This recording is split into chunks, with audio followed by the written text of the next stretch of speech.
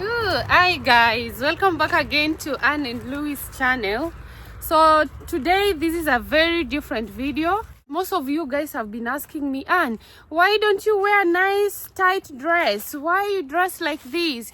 You're only wearing like baggy clothes. What's wrong? So today is the day that I felt like I need to share with you guys what is going on in my life. Yes, this is something that I've thought about. So Anne, why do you look like you're pregnant? Yeah, because most of the time you guys tell me that, Anne, you're pregnant. Little version of Louis is coming very soon. So we are going to have a very serious conversation here.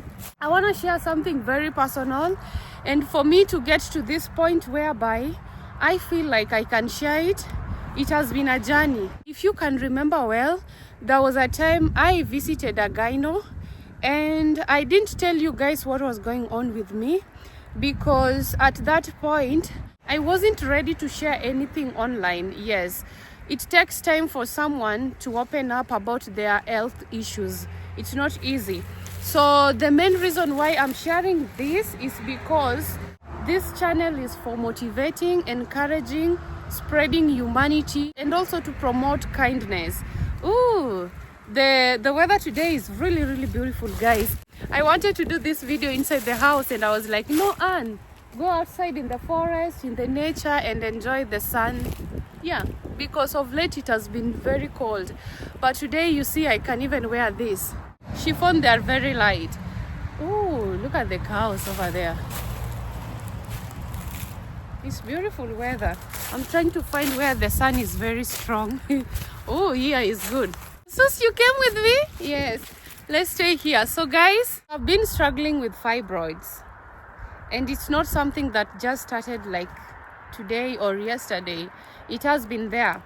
But before I go deep into it, I want to give you a little story about me. It's not something that is necessarily connected to the fibroids, but it's part of it, I think so. My periods. Yes, so I want to give you a little story about me. Before I elaborate my situation right now, I want to take you through my childhood life a little bit. Not really, can we say childhood? My teenage life. At least you can understand my journey. And like I said, it doesn't mean that it's connected to the fibroids, but it has some connection to it. Yes. So when I was growing up, I grew up in a very small village. In this village of ours, when you start having your periods, it's not an easy thing because of the situation there. When I was growing up, I knew that when you have your periods, it's not something that you want to share with everybody. Even your parents, you do not want to share with them. Nobody should know that you've started having your periods. I don't know why, but I think because of the embarrassment we believed that it comes with. Yes, because life in the village is very difficult, mostly for someone who has started having their periods at a young age, or the first age you start your periods. You do not know what to do with your periods, and also you don't want anyone to know about it, because when we were going to school we could see older sisters going through this, and sometimes they have the leakage and the embarrassment it comes with because of lack of knowledge, education, the proper education about this thing. It wasn't there that much. The teachers, they will teach you about it, but they will not go deep until a teenager can get to a position whereby they know what is going on with their own bodies. So that was my situation. So for me, growing up there, anytime I see somebody having their periods, it wasn't like a good feeling. It comes with a lot of things and difficulties. So my situation was a little bit different. A week before I had my periods, I was really in a very deep pain. I didn't know what was going on with my body. So the fourth day, I started seeing my periods. Remember, I told you that in my village, when you are going through something like this, you do not want to share it with anyone. But in my situation, you couldn't hide it. It was too much. I would go and roll, like I was rolling on the grass. The pain was really, really unbearable. And I remember I was even vomiting and sweating, and I couldn't even eat because it was just too much. Anytime I would eat something, I would vomit it. And where we were living, our compound was like this. You see, it was slopey like that. So I would roll on the ground like that. Yes, so it was really, really something that I couldn't hide. It was really, really bad like that. So the situation went like that because also you know that in the village, you don't have gyno. You don't know anything to do with this kind of things, because if I knew this before, I could have maybe visited a gyno. But how can I do that in the village? The money is not even there. Like, you can't even afford that consultation fee. You don't know anything about these things. So the only thing that my parents or my grandmother would offer me was Panadol. Yes. So after taking that Panadol, it's a painkiller. The pain will go down a little bit, and at least I will just sleep there and wait for those 3 days to end. Then I go back to my daily life. In my situation now, I didn't have anything to hide, but when I go to school, I can't share this with anybody. And also there were times that the pain could be so much when I was in class, and I would cry, but I don't tell anybody anything. And the teachers there, sometimes they are so cruel, they don't even want to know what's going on with you. So they will assume. And sometimes even when you go to the office and tell them that you would love to go back home because you are not feeling well, they might think that you don't want to be in school. So they won't even allow you to leave the school. So you're gonna stay there. So that was my life in the village by that time. So when I finished my primary school, I joined high school, and let me tell you, there the pain was too much. It was a lot.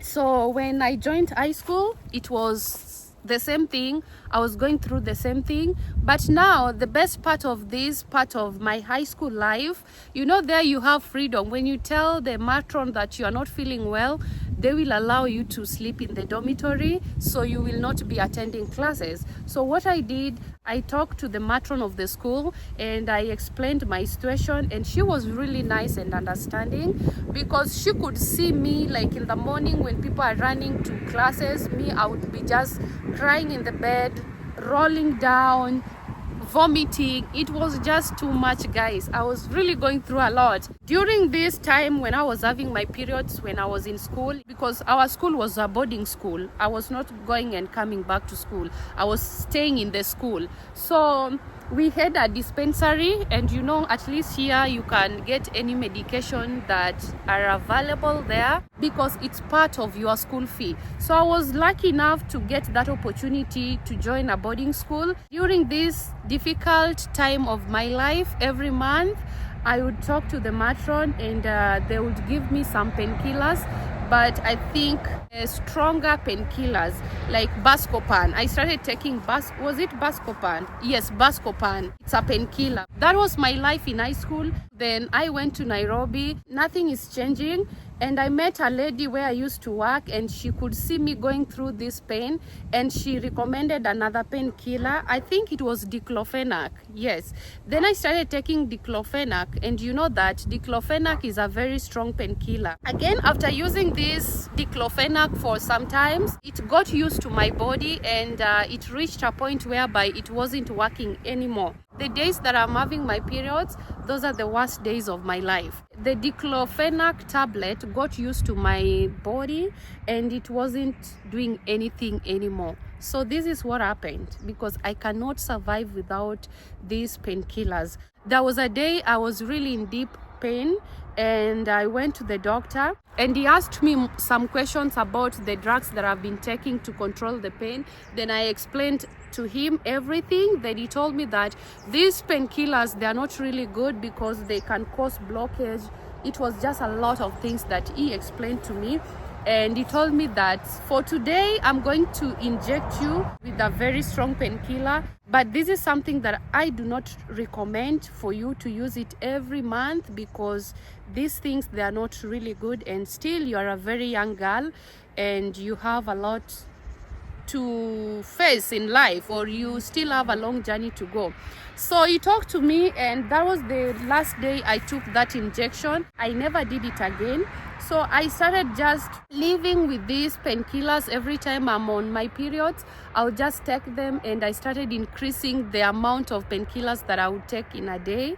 And that was really, really bad. I visited a doctor again, and he told me that you have to stop these drugs because they're really, really interfering with your health. So I didn't stop, but I reduced the amount of the painkillers that I was taking, and I survived like that. There was a time I started working out. I would wake up in the morning and go for a run, and every time that I would come back, I would feel some pain around my belly, the abdomen area. But I didn't pay much attention to it because I was just like, maybe my body is not used to this new exercise that I'm doing. It will just get better. It will get used to it with time.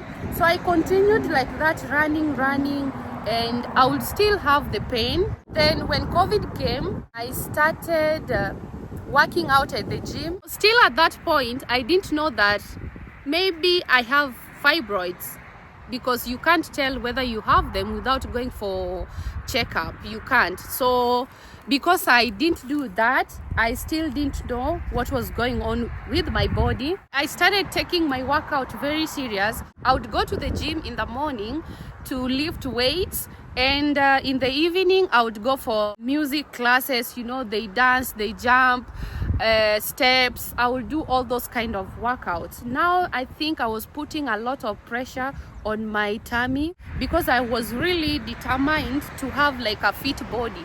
So I started losing weight, and it reached a point whereby when I'm naked and I'm checking my body, I would feel like around my abdomen area, you will feel like there is something tough there, like very hard. You know, when I work out, I'm still in pain, but I will tell myself that maybe the pain is coming from this workout and my body will get used to it. So there was a day I was talking to this lady, and apparently she had fibroids. So after we were done working out, I went to her and I told her, hey, please, can you touch my lower belly like this? What do you think about it? She told me that, and maybe what you need to do, as much as you're working out and it might be just the muscles, you still need to maybe go and visit a gyno and check what is going on there, just to be sure. After listening to that lady, I took appointment and I went for the checkup, and they did the ecography, and I was told that I was having fibroids, but they were not too big by that time. So the doctor told me that with fibroids, they are not life-threatening, but the only time that fibroids are not good for you is when they hinder you from performing your daily activities. But I think maybe you just need to reduce the amount of workouts you're doing at the gym, and from there we can see the progress. So I reduced working out, and the pain was still there. And sometimes it got to a point whereby it was so difficult for me to turn around on the bed. So from there I told myself, this thing is serious, maybe they have grown. So I did my research. Then again I went to see another doctor, because the things that I was reading online about removal of fibroids, whether it's a natural way or surgery, they were a little bit scary, guys. I met this doctor through a friend who was going through the same thing. She had fibroids, because sometimes you would look at her and you would ask her how many months, because her tummy was very, very bloated. That's why if you see a woman with big tummy, please don't ask why. Or don't tell them that you need to start working out, you are gaining weight. You do not know what someone is going through. People are battling with a lot of things, but they don't just want to share them online. So I got that advice from her, and I visited this doctor, and she told me that your fibroids are really growing very fast. The best way to deal with these fibroids is just to have surgery done. and that took away my breath. I was off. I was like, wow, surgery, I don't even have kids yet. And sometimes the fibroids comes with infertility, so it was just too much for me to get to a point whereby I wanted to do the surgery. I left it at that point, and I continued working out at the gym until the last day that I came to France. Then, you know, here in France, when I got here, I knew very well that my diet will change, because in Kenya I used to eat very healthy, but here my diet changed, and I told myself that I can't stay in the house. I will still continue working out at the gym. So I joined the gym, running on the treadmill, but it reached a point whereby I had to stop. That's the reason why I stopped working out at the gym. And I told you guys that I stopped working out, but I didn't explain why and what happened. So I stopped working out because the pain that I've been going through for the last 1 year, it has been unbearable.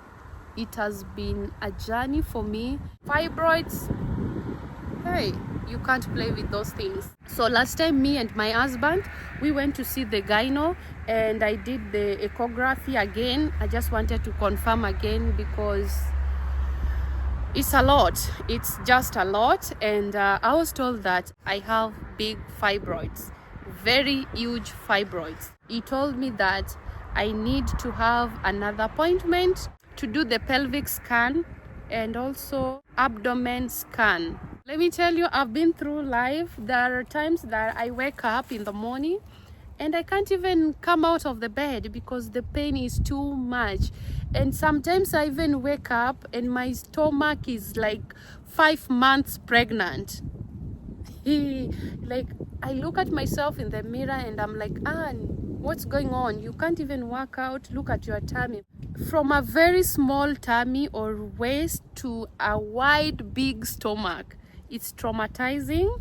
And it's not an easy thing, mostly when you're someone who is up to working out, eating healthy, trying to be active. And now this fibroid, they are preventing me from doing something that I love doing, like working out at the gym, running with friends, you know, doing those things together. So, ooh, good luck, the plane. That's a huge plane.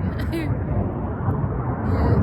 Let's wait for it to pass, then we continue. Can you go very fast? We want to continue with our conversation.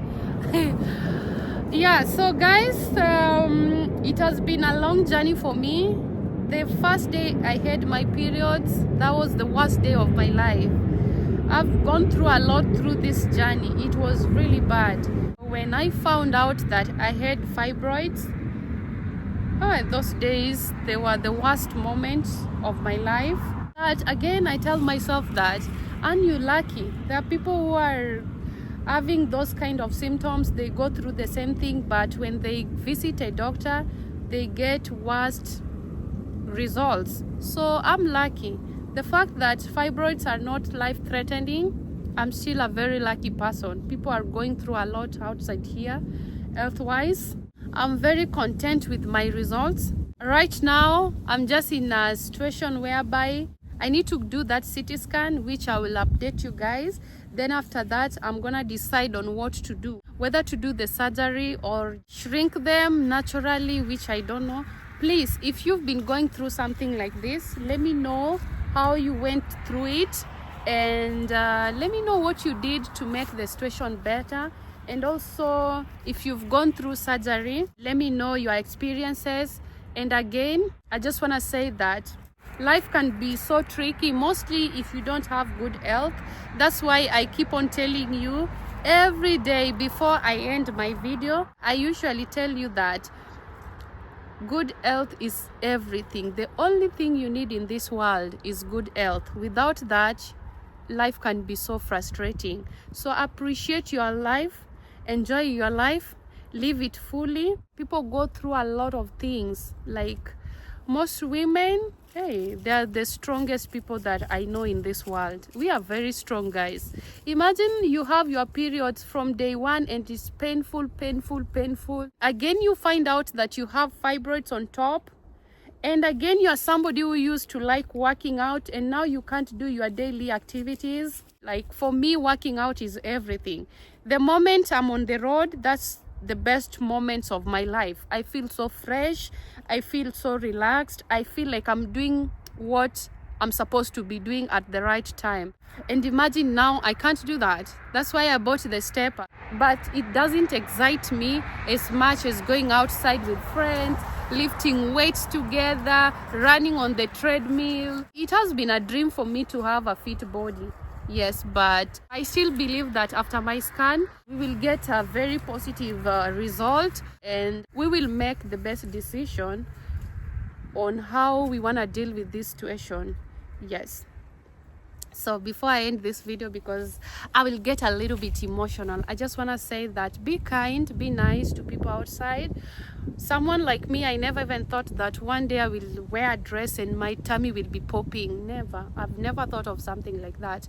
Because also God really blessed me with a nice body when I was growing, or before I got these fibroids. My tummy was never big, never. I used to have a very tiny waist. And imagine now, that's a dream. Life can be so tricky. Yeah, you go to bed today, tomorrow you're a different person. But I still believe that everything in life happens with a reason.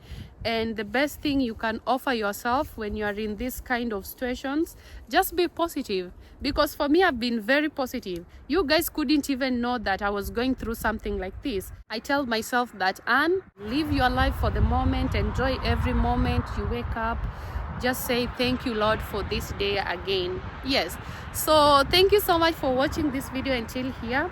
Let me know what you think about this video. And like I said, be nice to people. Don't meet a stranger on the road and you start downgrading them. Not being nice to them because of their body weight or the way they look physically. It's not a nice thing. Some people, they are not strong like Anne to come here online and share their private lives. Not so many people can do that. So a lot of people are going through a lot in life. So just be nice to people. Be nice to a stranger. Treat them the way you would love to be treated. That's the only thing I can say. Now, the pen just kicked in a little bit. Yes. So if you are watching, let's sit down here a little bit. So if you are watching this video, I just want to tell you that if you are in the same situation as Anne, I just want to wish you all the best. The only thing you can do to yourself is be positive. Just have that picture of brighter days ahead of you. Through that, we're gonna kick this thing out and we will live our normal lives. Yes. You can let me know if you wanna know maybe my first symptoms, everything. I can make a video on that, like my early symptoms of fibroids, anything you wanna know about them, my struggles, realities when it comes to having fibroids. Also, I'm very open to share that with you guys, because for me, I believe that you guys are family. Yes, you guys are family, and I don't see anything wrong sharing this. Most women are suffering from these fibroids. The more we come out together, share our experiences and also learn from each other, I think it's the best. Bye guys, we go. I'm really tired, so I need to go back in the house, relax, drink my green tea. Yeah, and we call it a day. We are so lucky to have this day today. I know maybe you guys want to see how I look right now, but I will share that maybe on the next video. Yes, so bye. Five. Look at these dogs, they were waiting for me here. Oh, you guys are the best. You guys are the best. Oh, you waited for mommy until I was done. Oh, you guys are the best. Guys, look at this beautiful dog here. Oh, you've been helping mommy a lot. When mommy is feeling sick, you've been there for me. These dogs, they have been there for me from day one. You guys have been the best. Whoa, look at that one. He's digging there. You know, you guys have been the best ever. ever. Look at them. They are so beautiful, right? Yes, when mommy is going through tough times, you guys are always here. Right? Good. Nah. You know they can kiss you. But do you want to do that? Look. Imagine he digs here. I don't know what he's eating from here. Then he comes to kiss you. Can that be even possible? No. Woo, woo, woo. Bye guys. We are going in the house now. We are very happy to have you guys here. Sus, look. Look at the camera. Here. No.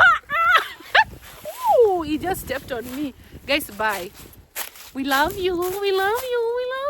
Oh, look at those beautiful creatures. These dogs, they're the best. Come we go now. Come. No. You see, Sus was digging that place and Bako went to eat something from there and Sus was protecting his territory. Huh? He chased you away from there? It's not good to you, right? That one. Yeah, but we're gonna go. You can't stay there protecting your territory for the whole day. We have to go. Come, boys. Look at his mouth. Let me see what you did. Look at his mouth, guys. After digging, he's going back. Bako, Sus is not nice to you? Sus, come. Yeah, we have to go. You're gonna leave that place. I'm not even going to the house now. I wanna play with them. We love you. Take care of yourself and pray for your sister Anne, okay? Look. Imagine after that, he carries those legs to the house. Having dogs is not an easy thing. You see? What are you looking for? Huh? What are you looking for there? Really, today the weather is so good. Everybody is happy outside, even the cows. People are really enjoying. I'm leaving you for real. I'm going. Let me see the beautiful cows. Let me show our people our village cows. You see there? They're really enjoying. The weather is really good.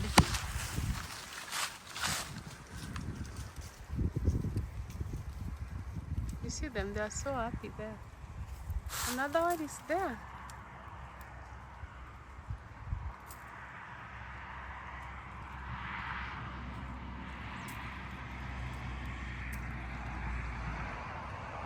Bye, cows. Oh, Bako, let's go. Sus, you gonna stay there? Sus, let's go, Bako. Let's go. I give you something. You gonna stay there? You're not moving? You're not leaving? You protecting your territory? Okay. He said no, guys. And I'm a very understanding mother. I'm gonna let him be. He will come later when he wants. Yes, I'm a very nice mother, guys. Mother to these two beautiful dogs. Yes, I'm their mother. I take care of them. I make sure that they are happy. They're enjoying their lives, you know. Come. Now I'm becoming a tough mother on you. Come here. Come here. Come. Sus, come. Bako, come. Come. Ah, they said no. These are European kids. They are like, we know our rights. We can't do that now. Mostly that one over there. You know, here it's not like my village in Kenya. Yes, I'm talking about my village, whereby you don't have any opinion. If they say you go right, you go right. No saying no. Yes, that's life there, guys. We are back. Kamu. Ooh, this is an African child or kid. This one is European kid. I'm joking. Don't take my jokes too serious, okay? Run. You see that one? That's a kid from Europe. He knows he's right. He's like, what? I'm still busy. Now you join the African kids group. Yes. Bye, guys. We're gone. We are gone. We were recording this video there.